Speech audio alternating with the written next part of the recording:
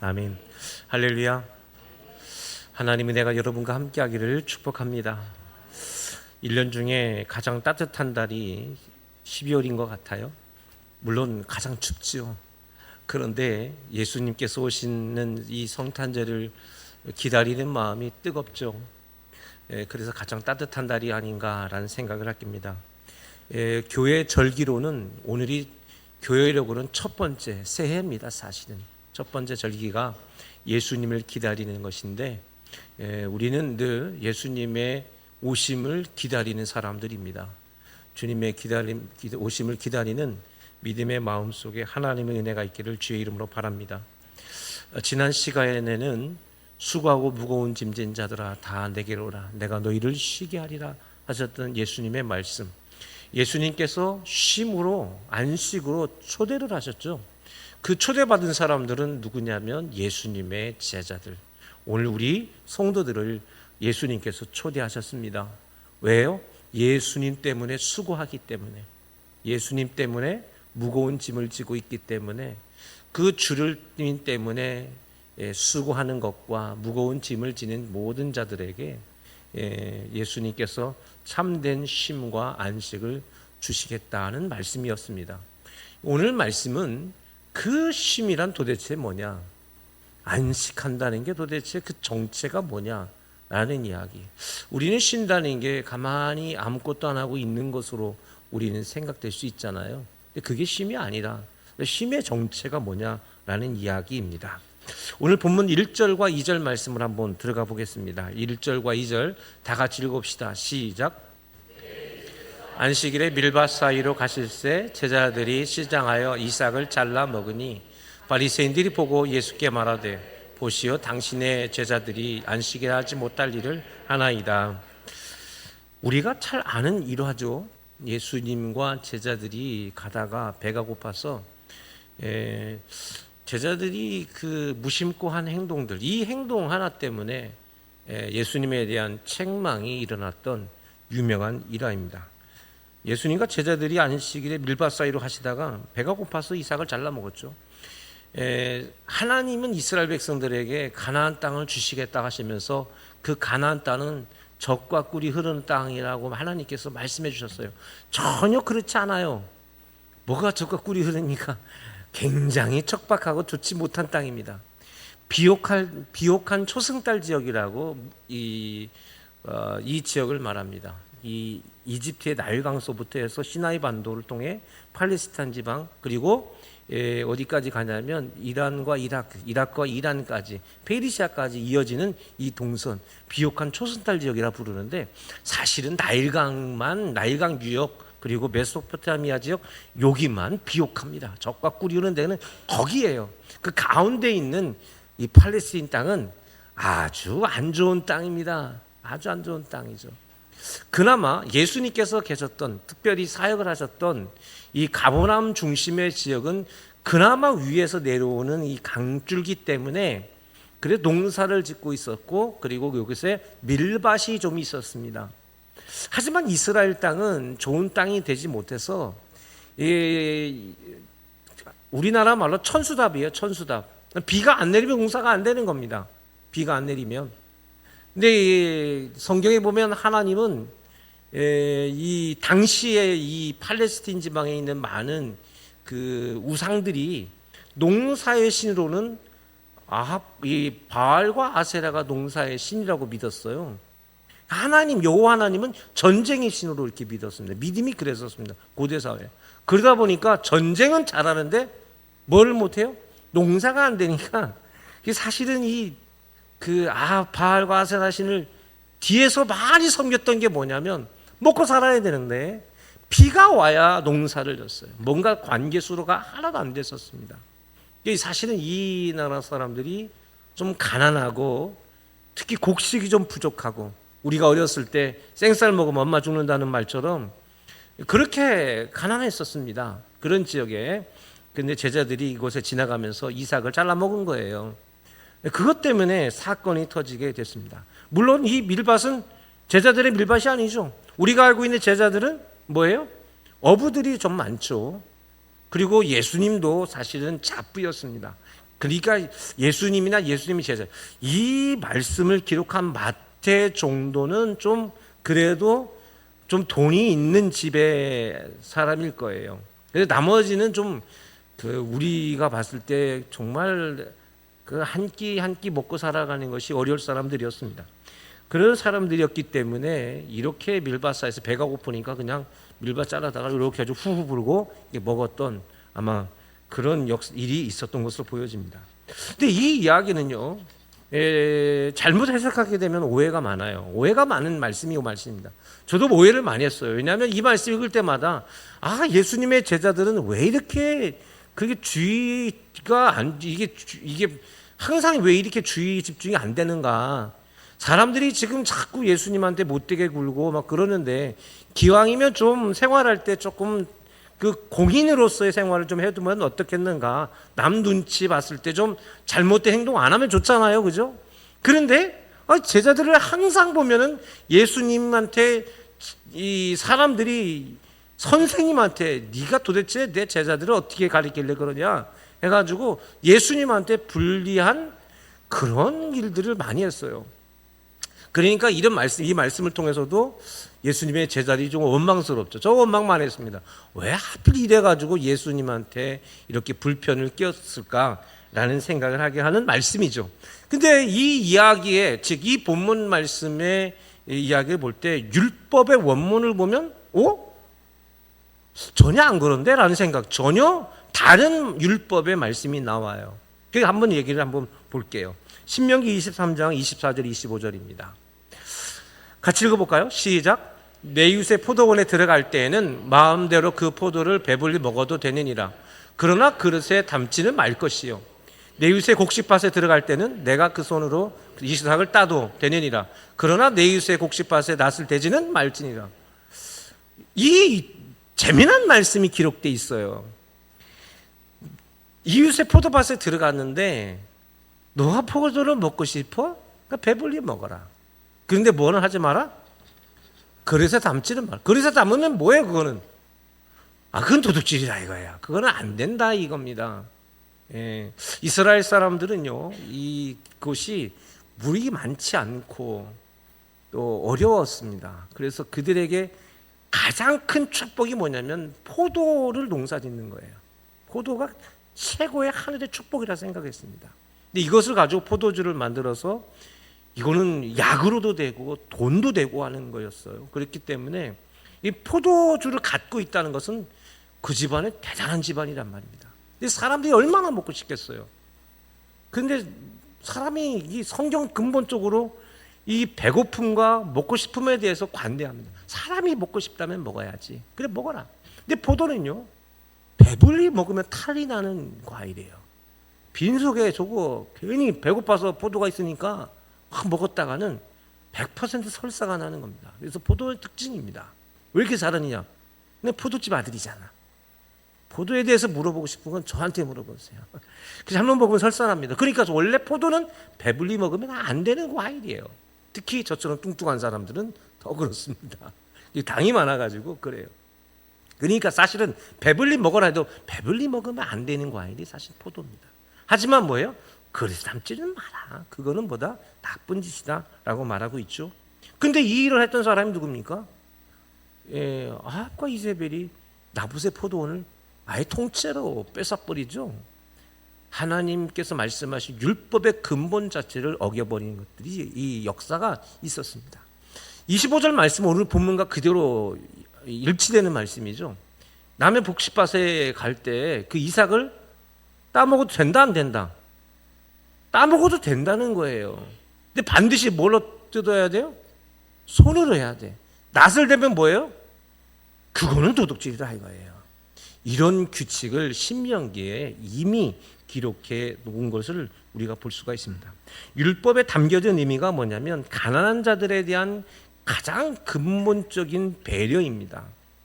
도저히 지금 당장 먹을 수 없는 사람들, 지금 살 수 없는 사람들에게 적어도 그들이 지금 당장 쓰러지거나 지금 당장 죽을 수는 없지 않느냐.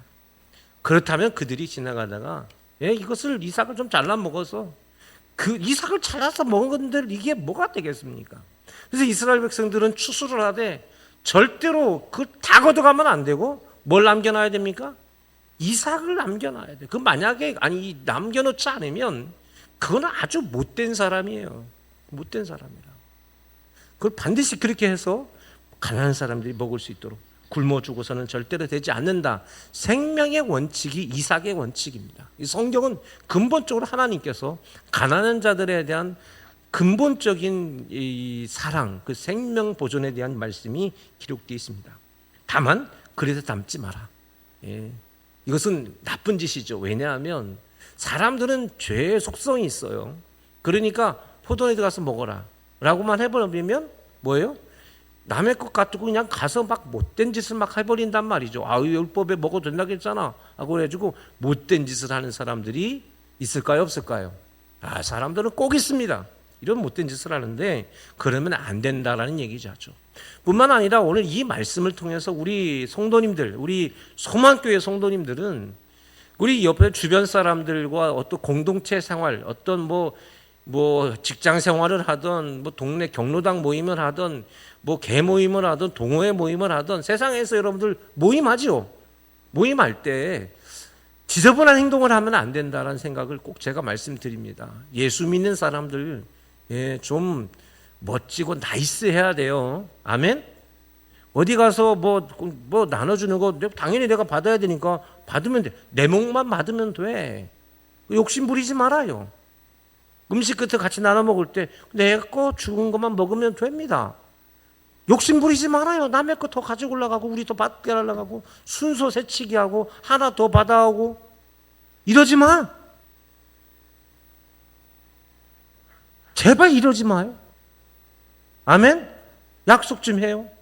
우리 소망교회 성도님 어디 가서 좀 나이스하게 사십시오.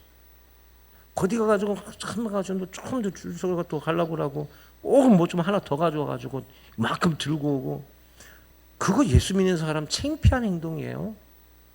근데 우리가 그런 일 해야 안 해요? 그런 거 잘하면 똑똑한 사람인 줄 알아. 괜히 그래서 나만 내 것만 딱 가져오면 막 손해보는 것 같고 그러지 말라고 제발. 우리 어르신들 아멘 해봐. 환갑 넘으신 어른들만 환갑 요새 환갑하면 70 넘은 어른들 아멘 해요. 제발 우리 70 어른들 잘 들으세요. 어디 가서 그런 행동하면 우리가 지금 굶어 죽는 세상 아니잖아. 집에 쌓여 있잖아요. 냉장고를 파먹어도 한 달은 먹고 살아. 어디 가서 그러지 마세요. 어디가 선물 같은 거, 수건 같은 거 그거 얼마나 넘쳐나잖아요. 괜히 공짜로 준다니까 뭐 하나 더 가져올라. 그러지 말자. 이 말씀하면서 이런 일들이 우리 주변에 많아요. 근데 우리 성도님들 그러지 말라. 꼭 반드시 말씀을 드리겠습니다. 자, 이 말씀을 근거로 한다면 지금 제자들이 한 행동들은 이 행동이 잘못한 행동이에요? 아니면 그렇다고 해서 문제가 되지 않는 행동이에요? 그 문제가 안 되는 행동이에요. 사실은 예수님의 제자들이 이 이삭을 따서 이렇게 손 비벼서 먹은 거는 이 습관이에요, 습관.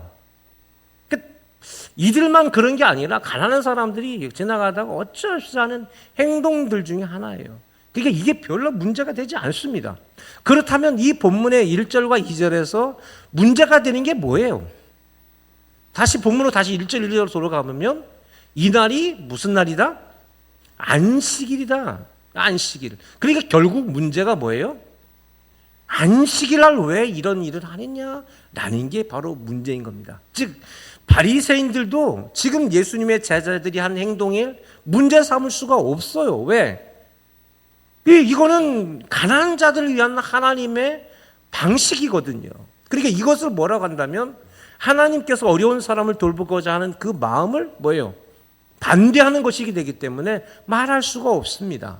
말하지 못해요. 본인들도 그랬을지도 몰라요. 그렇죠? 이거는 그런 행동들이었습니다. 그렇기 때문에 이것을 뭐라고 말씀할 수 없지만 이것을 지금 예수님께 이 문제 제기를 했던 것은 결국은 안식일 날의 규칙을 어겼기 때문에 안식일의 법을 어겼기 때문에 지금 예수님께 고발하고 있는 이야기라 볼 수가 있습니다. 자, 그렇다면 이 당시 이스라엘 백성들에게 안식일의 의미는 뭘까? 이스라엘, 이 팔레스틴 지방에 있었던 이스라엘 사람들에게 안식일은 뭐와 같으냐? 안식일은 뭐와 같으냐? 이들에게 안식일은요, 자기들의 목숨보다 중요한 날이 안식일이에요. 안식일의 법을 어기리니 사람이 죽는 게 나는, 사람이 죽어도 안식일의 법은 지켜야 된다 할 정도로 그만큼 목숨처럼 지킨 날이 안식일입니다. 예, 이들에게 안식일의 법은 여러 가지 율법은 철저하게 있었지만 그 중에서도 안식일 법만큼은 가장 철저하게 지켰고, 그리고 그 규칙들도, 그 세부 규정들도 어마어마하게 많았습니다. 다 지킬 수 없을 정도로 안식일의 법이 철저합니다. 오늘날 우리 성도님들이 주일날 예배 드리는 게 생각을 해보면 이 정도의 반은 뭐예요? 10분의 1도 못 따라가는 거예요. 나중에 더 말씀드릴게요. 그러면 왜 이들은 안식일, 다른 날보다 안식일에 대해서 철저하게 목숨같이 안식일을 지켰느냐? 그건 역사적 이유가 있습니다. 우리가 잘 알고 있는 유명한 오페라 중에 나부코라는 작품이 있습니다. 주세페 베르디의 작품이죠. 나부코. 이 나부코라는 말은 사람 이름이에요. 느부갓네살을 로마식 이름으로, 이태리 발음으로 하면 나부코예요. 그런데 나부코라는 말은, 이게 베르디가 작품 만든 이 나부코는 느부갓네살에 대한 이야기를 한 거예요. 느부갓네살이 누굽니까? 느부갓네살은 이 바벨론 나라의 이 왕으로서 이스라엘을 완전히 정복했던, 포로로 만들었지 않습니까? 그 이야기가 바로 느부갓네살이에요. 근데 지금도 이라크 사람들은 자신들의 가장 큰 신이 누구냐면 느부갓네살이에요. 느부갓네살인데, 이 느부갓네살의 일대기를 만들어낸 작품이 이 오페라 베르디가 이 나부코를 만들어냈어요. 거기에 가장 우리 한국 사람들이 가장 잘 아는 합창곡이 뭐냐면 히브리 노예들의 합창입니다. 유명하죠. 제가 이걸 유튜브 방송이 되다 보니까 유튜브로 보여줄 수가 없어요. 왜냐하면 방송이 끊기니까 여러분들이 가셔서 이 나부코에서 히브리 노예들의 합창을 한번 유튜브로 찾아보시면, 이거 그래서 아마 거의 다 아실 노래예요. 내 영혼아 앙금마차를 타고 저 천국을 향해, 죄송합니다. 뭐 그런 겁니다. 여기에 보면 그리운 고향, 산들바람 불어오는 내 고향, 요단강 맑은 물 건너서면 시온 성문 앞에 보여오리 오 내 고향. 이게 노예들이 그렇게 하는 거예요. 여기도 강이 나오고요. 그렇게 노래합니다. 이게 클래식 음악에 나부코가 있다면 똑같은 주제로서 팝 음악에는 우리가 잘 알고 있는 보니엠이죠. 바빌론 강가에서 이건 어떤 코미디언이 이거 가지고 노래를 불러가지고 답을 입을 깨고 밥 먹고 이런, 옛날에 그거 하면 이게 보니엠 바빌론 강가에서 하면 다 모르는데 이 얘기하면 이거 원래 보니엠의 노래인데 시편 137편의 말씀을 가지고 팝을 노래를 한 겁니다. 쉽게 말하면 우리가 가요를 만들었는데 복음성, 이 성경 말씀을 가지고 복음성을 만들어낸 것과 똑같습니다. 그래서 다 뭐냐면 시편 137편 1절에 4절까지 말씀 볼까요? 같이 읽읍시다. 시작. 우리가 바벨론의 여러 강변 거리에 거기 앉아서 시온을 기억하며 울었도다. 그 중에 벗어나오며 우리가 우리의 수금을 걸었나니 이는 우리를 사로잡은 자가 거기서 우리에게 노래를 청하며 우리를 황폐하게 한 자가 기쁨을 청하고 자기들을 위하여 시온 노래 중 하나를 함이라다. 우리가 이방 땅에서 어찌 여호와의 노래를 부를까? 이 노래 그대로, 이 가사, 이 시편 그대로 노래가 나오는 겁니다. 그래서 보니엠의 노래를 바빌론 강가에서도 여러분들이 유튜브에 나오면 그 밑에 가사를 보면 시편 137편이구나 하는 게 딱 드러납니다. 그럼 왜 이렇게 이 클래식 음악에도 그렇고 팝 음악에도 이런 이야기들이 있느냐? 여기서 유독 강이라는 것들이 나오죠. 이스라엘 역사에서 가장 혹독한 역사, 이스라엘 역사에서 가장 슬픔의 역사가는 뭐냐면 바벨론의 포로기 때를 말합니다. 바벨론 포로기에 이스라엘 나라가 완전히 멸망해서 이 나라의 젊은 사람들, 뛰어난 사람들을 다 포로로 잡아가는데, 다니엘처럼 뛰어난 사람들은 그래도 괜찮았지만 대부분의 사람들은 다 어디로 갔냐면 바벨론 북쪽 지방으로 다 이주시켜서 그곳에서 강제 노역을 시킵니다. 근데 강제 노역을 시키는데 그들의 노동이 무슨 노동이었냐면 그 북쪽 지방에 있는 땅들을 이 메소포타미아 지역의 이 강들과 연결시키는 관계수로 작업을 하는 거예요.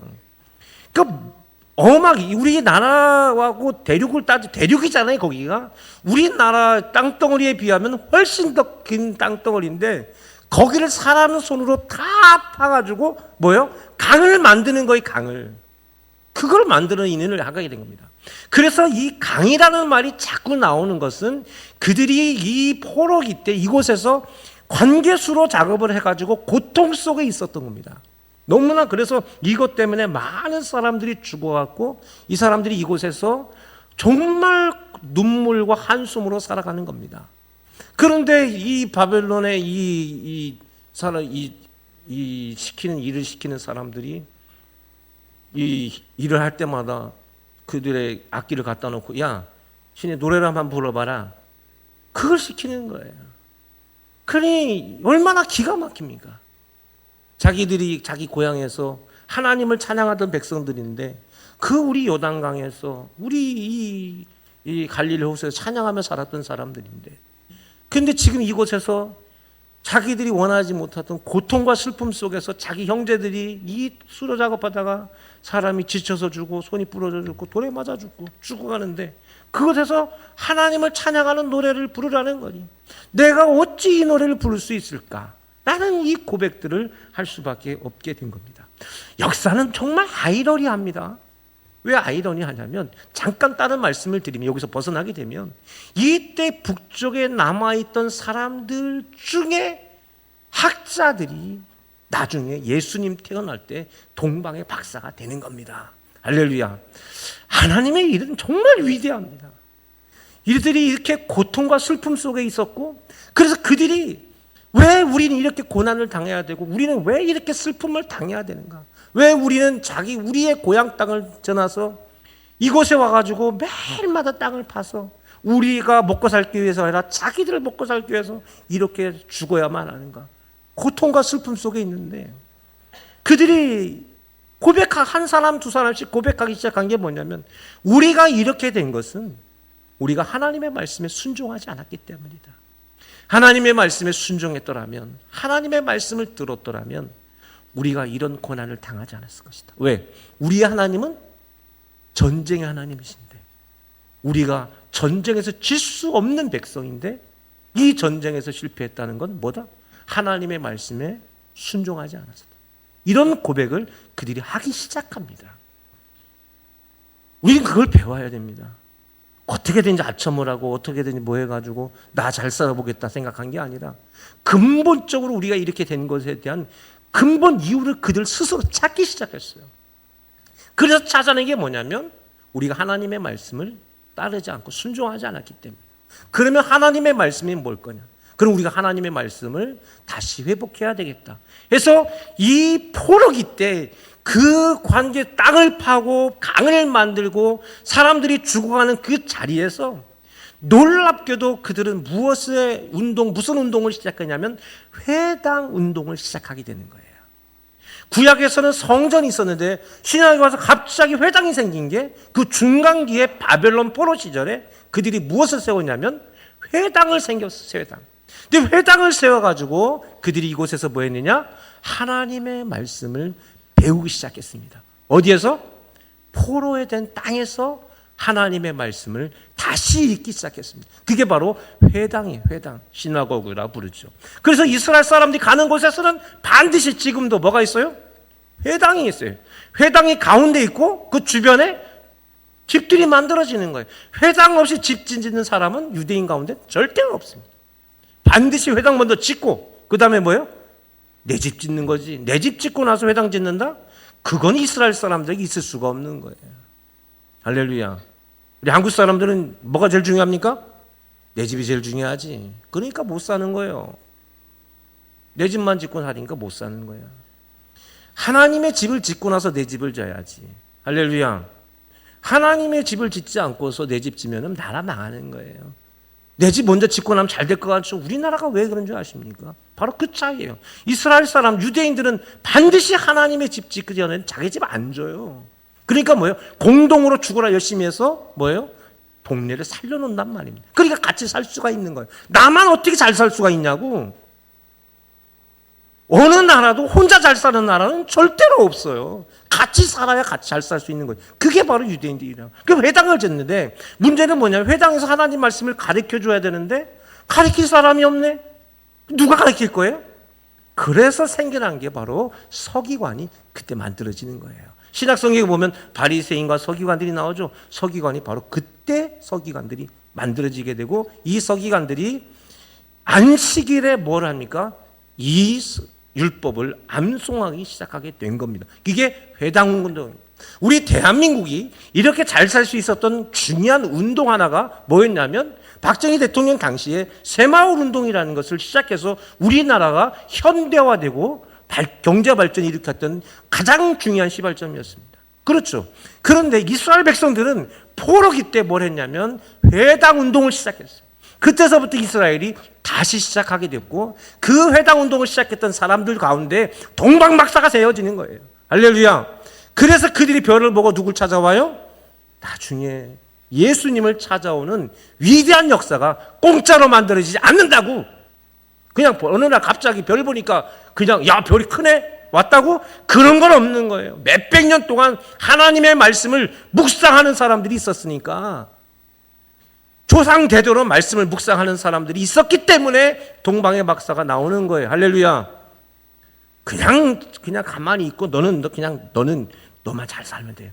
이래가지고 잘 사는 나라, 잘 사는 사람은 절대 없다고 정신 바짝 차려야 되는 겁니다. 우리 국민들이. 할렐루야.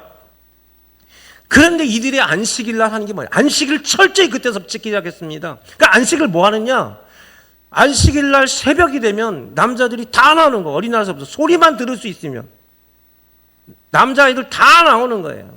다 나와가지고 새벽부터 정오까지 다 서 있어요. 이게 다 앉아 있는 게 아니라 다 서 있고 서기관이 뭐예요? 성경을 계속 암송하고 읽습니다. 설교가 없어요. 있는 그대로 계속 읽어주는 겁니다. 계속. 그럼 이 사람들은 서서 새벽부터 정오까지 계속 듣기만 하는 거예요. 언제? 안식일마다. 안식일마다. 나라가 잘 살려면요, 그런 과정 때문에 잘 사는 거예요. 전 세계를 다스린 나라는 그런 과정, 그런 밑거름 때문에 만들어지는 거예요. 나 조금 좋은 학원 다니고 남 모르게 어떻게 좋은 정보 가지고 공부 잘해가지고 나만 1등하고 그런 나라는요 절대로 아무것도 안 되는 나라예요. 지금 우리 대한민국 그런 거예요. 아무런 책임감도 없고 아무런 어떤 목표의식도 없고 뭐 이 사회에 대해서 이 국가에 대해서 정치하는 사람들, 세상에 우리나라에 가장 추잡한 사람들이 지금 정치를 하고 있어요. 창피해가지고 어디 가서 대통령이다 국회의원이다 말을 못해. 뭐 이런 사람들이 정치를 하나 싶습니다. 안 그렇습니까? 그거? 우리나라에서 제일 잘 배웠다는 사람들, 자기들끼리 뭐 숨어서 남들 모르게 제일 좋은 과외 받고 했던, 그러니 나라가 뭐가 되겠냐고. 근데 이 사람들 그러지 않았어요. 온 사람들이 다 나와가지고 성경을 계속해서 읽었습니다. 그래서 다시 시작합니다. 그래서 지금의 유대인들이 세계의 경제를 좌우하는, 다른 나라들 다 트럼프한테 머리 숙이지만 트럼프는 유대인들한테 머리 숙이죠. 그런 나라가 그냥 공짜로 만들어지지 않더라고요. 할렐루야. 할렐루야. 주일 예배 철저히 드리셔야 돼요. 그게 밑바탕이었다고요. 우리가 예배 나와서 뭐 하느냐고요? 그거 아니에요. 와가지고 내가 앉아있는 것 하나가 미래의 우리 자손들에 대한 밑거름이요. 할렐루야. 그런 사명감을 가지고 주님 전에 나와야 되는 거예요. 이들이 이 사명감을 가지고 나와서 그 하루 일주일 내내 죽어라 노동하고 왔는데 세상에 그 말씀을 듣고 있다고 생각해 봐요. 얼마나 쉬고 싶겠어요. 죽을 지경인데도 불구하고 뭐 했어요?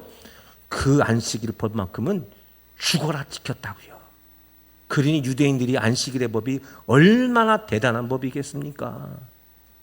얼마나 대단한 법이겠어요. 근데 그날 안식일이 그만은 이삭을 잘라먹는 일을 했다? 이 바리새인이나 서기관들이 봤을 때는 천인공노할 짓이었습니다. 천인. 그러니까 예수님한테 했던 이야기는 사실은요, 이 제기가 아니라 협박에 비슷한 거예요. 협박. 너희들 뭐 하는 짓들이냐 이거. 그 이야기를 하는 것과 같다라는 사실을 우리가 알아야 됩니다. 문제는 뭐냐면 평화의 시기가 도래되고 좋은 시기가 돌아왔을 때는 이 안식일의 법이 나중에 가면 그때서부터 뭐 어떻게 변화되기 시작하냐면 이제 이게 시간이 지나니까 문자, 글자 하나하나에 함몰하기 시작했어요. 글자 하나하나에. 그래서 안식일의 의미보다는 그 글자 하나하나 따져나가기 시작하기에 바빴기 때문에 안식일의 의미를 잃어버리기 시작하게 된 겁니다. 그래서 문자대로 글자를 심화시키고 과열되는 그런 현상이 일어나게 되어서 오늘 이렇게 이 말씀에서 안식일의 법과 이 안식일의 규칙과 하나님의 말씀의 규칙이 충돌하게 되는 그런 현상이 일어나게 된 겁니다. 3절 4절로 넘어가 볼까요? 3절 4절 시작. 예수께서 이 시대에 다윗이 자기와 그 함께한 자들이 시장할 때 한 일을 읽지 못하였느냐. 그가 하나님의 전에 들어가서 제사장 외에 다른 자기나 그 함께한 자들이 먹어서는 안 되는 진새벽을 먹지. 우리 예수님은 위대하시죠. 우리 예수님은 그때 당시 바리새인들이나 서기관뿐만 아니라 오늘날 우리들에게도 이 부분에 대한 정확한 명답을 하나 주시려고 아주 재미난 스토리 하나를 가져오시게 되었습니다. 그것이 어디에 있냐면 사무엘상 21장 1절에서 6절까지의 말씀이 바로 그 이야기예요. 이 말씀의 배경은 뭐냐면 당시는 사울이 왕이었습니다. 다윗은 사울의 정적으로서 자기 사위인데도 불구하고 다윗이 너무 잘 되니까 국민들한테 인기 스타잖아요. 그러다 보니까 이 다윗에 대한 미움들이 샀어요. 그래가지고 사울 왕이 다윗을 죽이려고 하는데 거의 반미치광이 상태였었습니다. 뭐 어떻게든 죽이려 보려고. 그러니까 결국은 다윗이 도망치고 도망쳤는데 그때 어디 갔냐면 놉으로 갔습니다. 놉. 이 놉 지역은 제사장의 땅, 선지장의 땅이었습니다. 이곳은 그냥 아무나 가지 않고 선지자들이 또 제사장들이 그곳에서 이 단을 쌓고 그곳에서 율법을 지키고 제사를 지내는 데가 바로 이 놉 땅이에요. 그래서 거기에 가다가 정치가나 혹은 군사들이 함부로 발을 디딜 수 없는 데가 바로 제사장이 있는 곳들이거든요. 거기는 함부로 들어가면 안 된단 말이에요. 그러니까 도망치듯 간 데가 어디냐면 아히멜렉 제사장한테 도망치게 된 거예요.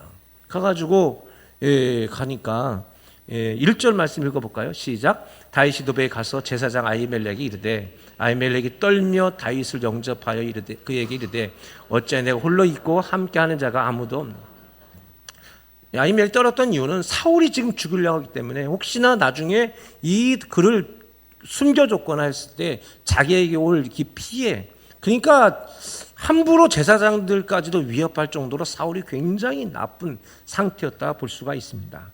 2절로 넘어가 볼게요. 2절 읽어볼까요? 시작. 다윗이 제사장 아히멜렉이 이르되 왕이 내게 이를 명령하고 이르시기를 내가 너를 보내는 것과 내게 명령한 일을 아무것도 사람에게 알리지 말라 하시기로 내가 나의 소년들을 이러이러한 곳으로 오라고 말하였나이다.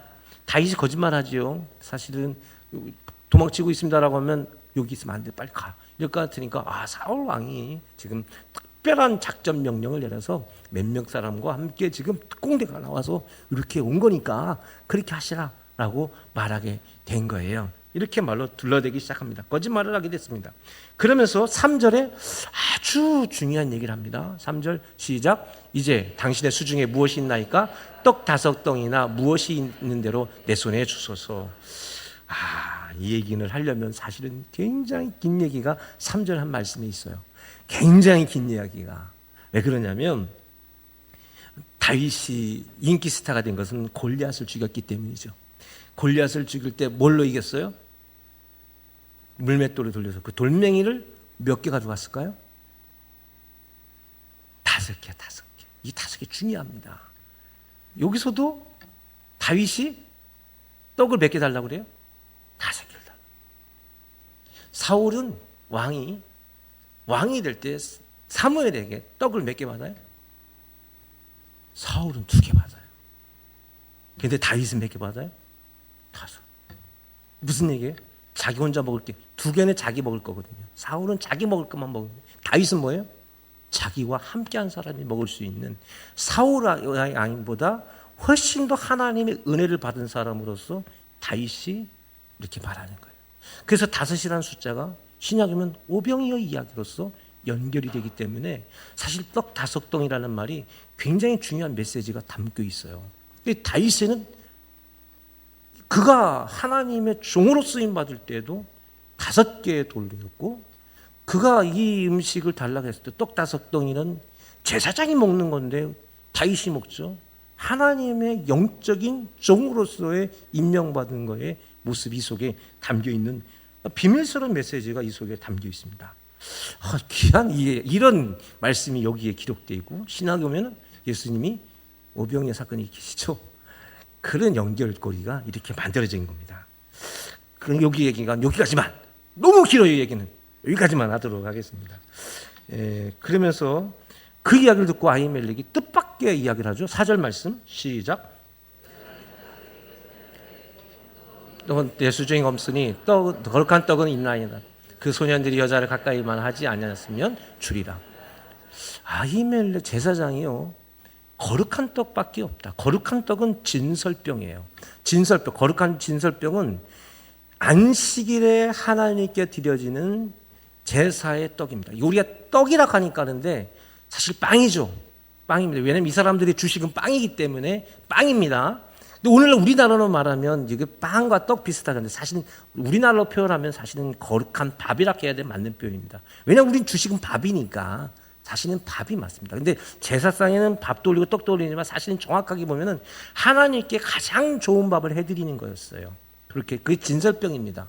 그것밖에 없는데 이게 거룩한 떡이라고 되어 있죠. 여자를 가까이 하지 않는다면, 즉 너희들의 육체가 거룩하다면 줄 수 있겠다라고 하는 그러한 이야기를 하게 되는 거죠. 이 이야기를 예수님께서 하셨다는 이야기는 매우 중요합니다. 앞으로 예수님께서 하실 오병이어 사건도 있고, 다윗의 자손인 예수님에 대한 이야기가 있고, 마태가 보는 것에 반한 눈이 바로 이 부분이거든요. 그런데 중요한 게 뭐냐면 이 거룩한 떡은 누구세요? 예수님께서 마지막 밤에 제자들에게 떡을 나눠주면서 거룩한 떡을 나눠주죠. 그 떡이 도대체 누구였습니까? 내 몸인가, 내 살이다, 내 피다 말씀하셨죠. 저 거룩한 떡, 예수님께서 말씀하셨던 것은 굉장한 암시가 담겨 있는데, 이것은 바로 예수 그리스도를 의미하는 말씀이 오늘 본문과 사무엘서에 그렇게 담겨 있습니다. 거룩한 떡, 곧 예수 그리스도를 말씀하시는 건데, 거룩한 자가 먹을 수 있다. 거룩한 자가 누굽니까? 여자를 가까이 하지 않았다. 거룩한 몸, 거룩한 자, 우리 지난 시간에 누구예요? 예수님 때문에 수고하고 무거운 짐진 자들. 할렐루야. 그들에게는 이 떡을 먹을 수 있다 없다? 그들은 먹을 수 있다라는 얘기죠. 수고하고 무거운 짐진 자들은 그 떡, 예수 그리스도입니다. 5절과 6절로 넘어가 볼까요? 5절과 6절 시작. 다윗이 제사장에게 대답하여 이르되 우리가 참으로 3일 동안이나 여자를 가까이 하지 아니하였나이다. 내가 떠난 길이 보통 여행이라도 소년들의 그릇이 성결하겠거든 하물며 오늘 그들의 그릇이 성결하지 아니하겠나이까. 아멘. 제사장이 그 거룩한 떡을 주었으니 거기서 진설병 곧 여호와 앞에서 물려낸 떡밖에 없었습니다. 이 떡은 더운 떡을 드리는 날에 물려낸 것이다. 더운 떡 뭐예요? 안식일에 나온 떡이에요. 안식일 떡입니다. 안식일 날 이 떡을 드린 겁니다. 근데 이 떡은 누구만 먹을 수 있어요? 안식일의 떡은 제사장만 먹을 수 있어요. 레위기 24장 8절 9절입니다. 제가 읽어드릴게요. 안식일마다 이 떡을 여호와 앞에 항상 진설할지니 이는 이스라엘 자손을 위한 것이요 영원한 언약이니라. 이 떡은 아론과 그의 자손들에게 돌리고 그들은 그것을 거룩한 곳에서 먹을 것이니 이는 여호와의 화제 중 그에게 돌리는 것으로서 지극히 거룩함이니라. 이는 영원한 규례니라. 그러니까 이 진설병은 누구만 먹게 돼 있어요? 제사장만 먹게 돼 있어요. 영원한 규례라고 돼 있습니다. 어디서만 먹어야 돼요? 성전 안에서만 먹어야 돼요. 그 자리에서. 밖에 나가서 먹으면 되는데 밖으로 돌려서는 안 돼요. 거기서만 먹어야 돼요. 제사장만 먹어야 돼요. 근데 아히멜렉이 누구한테 줘요? 다윗에게 주죠. 그렇죠. 다윗에게 줍니다. 주면 돼야 안 돼요? 안 되죠. 근데 줬죠. 그러면 잘못한 거잖아요. 그죠? 그 놀라운 이 말씀이 하나님의 놀라운 경이로움이 이 속에 담겨 있어요.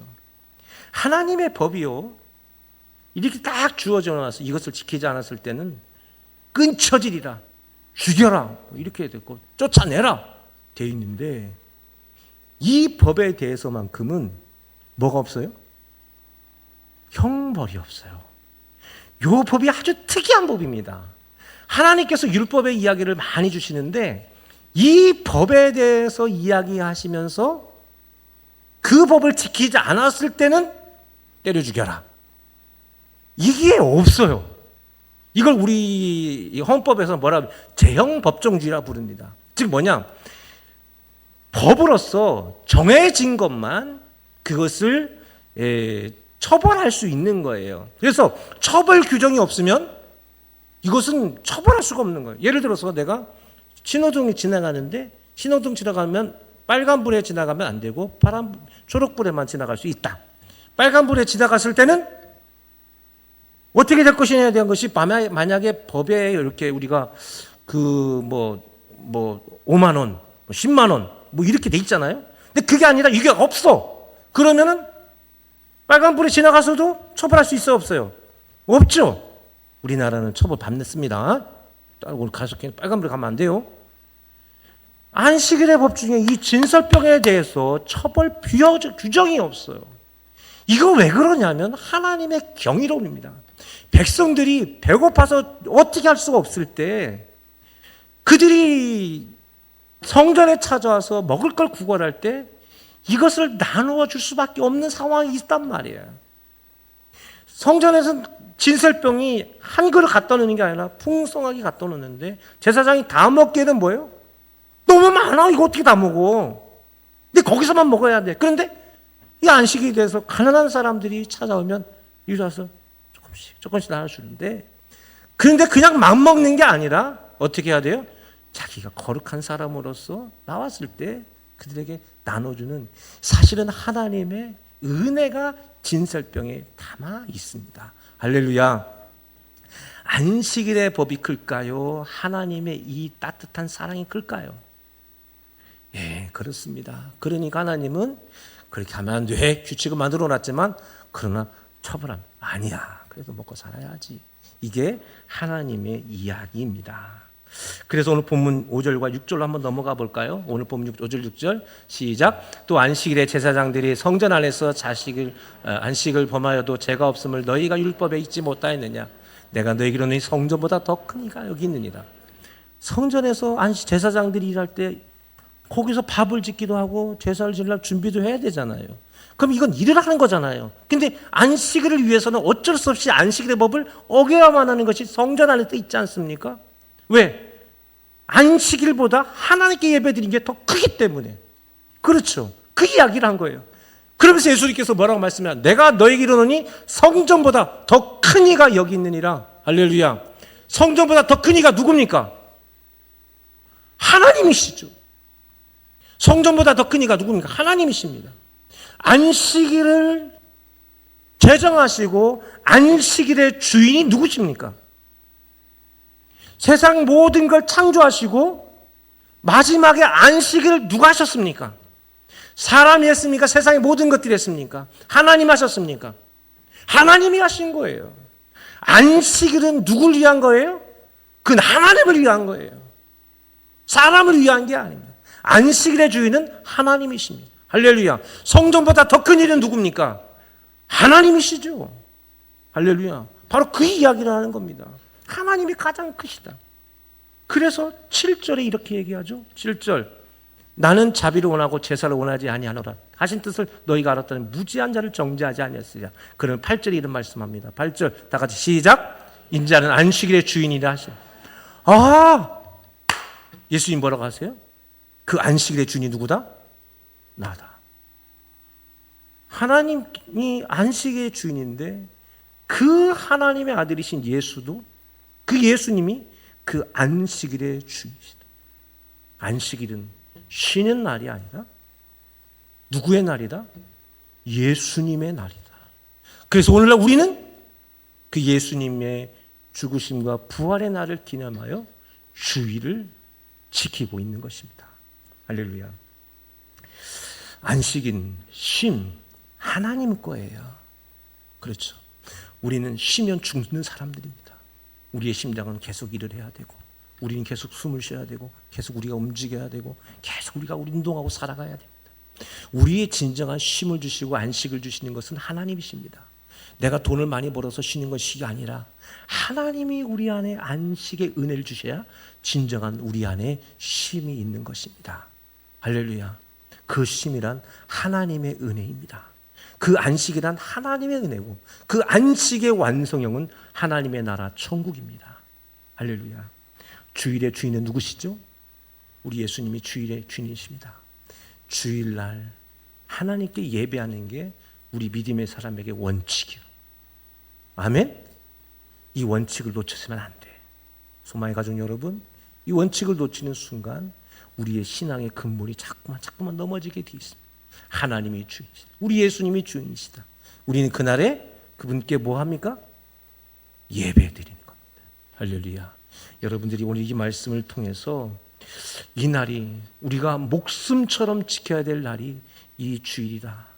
할렐루야. 여러분들이 이 마음들을 꼭 갖기를 주의 이름으로 바랍니다. 아버지 하나님 감사함을 드립니다.